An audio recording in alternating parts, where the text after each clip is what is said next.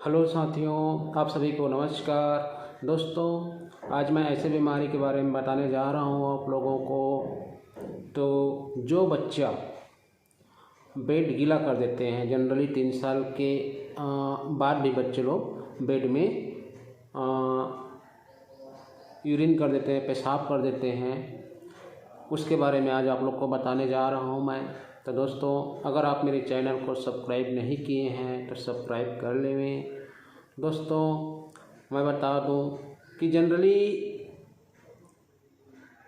कई पेरेंट्स आते हैं, बोलते हैं कि 5 साल के मेरे बच्चे हो गए हैं, 6 साल के हो गए हैं और बेड गीला हो जाता है, पेंट गीला हो जाता है, रात में पेशाब कर देते हैं। तो दोस्तों, ये कोई घबराने वाली बात नहीं है, ये कोई बहुत बड़ी बीमारी नहीं है, ये ऐसे ही सिंपल है जो कुछ कारणों से हो जाता है। तो दोस्तों, मैं बता दूं कि ये जनरली इस बीमारी को हम एन्यूरेसिस कहते हैं, मेडिकल भाषा में इस बीमारी को एन्यूरेसिस कहते हैं। और यह 2 प्रकार का होता है। पहला है दोस्तों, जो पेशाब रोकने की जो पर्दा होती है एक प्रकार की, जिसको स्फिंक्टर बोलते हैं अपने भाषा में। वो पाने वाले जो तंत्रिका होता है वो पूर्ण रूप से विकसित नहीं हुआ रहता है, कई बार देर से विकसित होता है, जिसके कारण से रात में बार बार मूत्र त्याग करने लगते हैं और ऐसे बच्चे मानसिक रूप से अविकसित होते हैं। दूसरी है दोस्तों, दूसरा कारण ये है कि जो पेशाब को रोकने वाली जो स्फिंक्टर है वो तो विकसित हुआ रहता है, लेकिन कुछ उचित प्रशिक्षण का अभाव के कारण होता है और भावात्मक होता है, या बच्चा कई बार डर के कारण कर देते हैं। डर लगता है रात में तो बच्चे उठते नहीं हैं, उठकर पेशाब करने नहीं जाते हैं, उसके कारण भी होता है। या तो फिर मूत्राशय की मूत्रनली में अगर कोई प्रकार के संक्रमण है तब भी रात में यूरिन अपने से हो जाता है। या तो फिर मम्मी पापा के द्वारा उसको शुरू से प्रशिक्षण नहीं दिया गया है तो उसके कारण से भी होता है।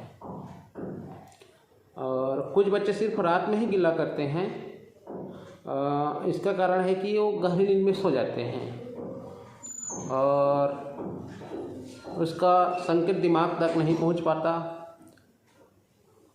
जिसके कारण से पेशाब हो जाता है। तो दोस्तों, इसका उपचार कुछ खास नहीं है, बस अपना बताना है उसको, सिखाना है उसको। अगर कोई प्रकार की शारीरिक कमी है, मूत्र में इन्फेक्शन है तो इन्फेक्शन को सबसे पहले दूर करना होगा। अब बच्चे जैसे ही 1.5 साल के हो जाते हैं तो उसको शिक्षा देना पड़ेगा, आपको शिक्षा देनी चाहिए कि रात में उठा कर बीच बीच में पेशाब करवाने की शिक्षा देनी चाहिए।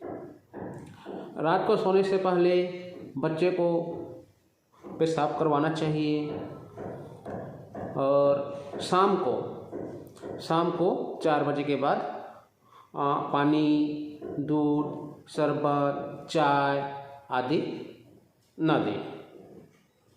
और रात में सोने के टाइम बीच बीच में बच्चे को उठाकर पेशाब करवाना चाहिए, कम से कम रात भर में 2 से 3 बार। दिन के समय में दोस्तों, उसको बच्चे को ज़्यादा मात्रा में पानी पिलाकर मूत्र त्याग को रोकने का प्रशिक्षण देना चाहिए।